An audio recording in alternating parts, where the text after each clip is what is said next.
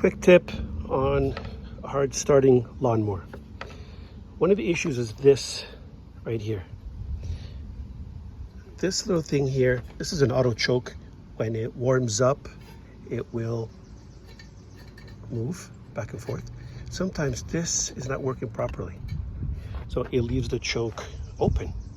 And if that happens, it'll be very difficult to start.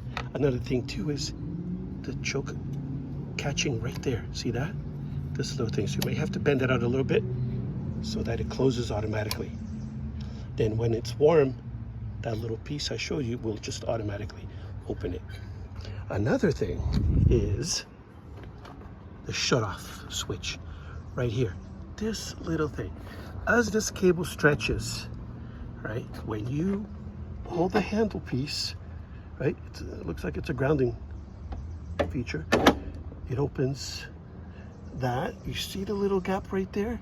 There's no contact, right? As this cable stretches, that always remains in contact and you'll never start the lawnmower. So a quick fix for that is to bend this up just a little bit until it doesn't touch, or bend this right there. Bend it back just a smidge so that when you pull the handle, try to start it, there's no contact, but it does contact when you let it go. Hope this helps.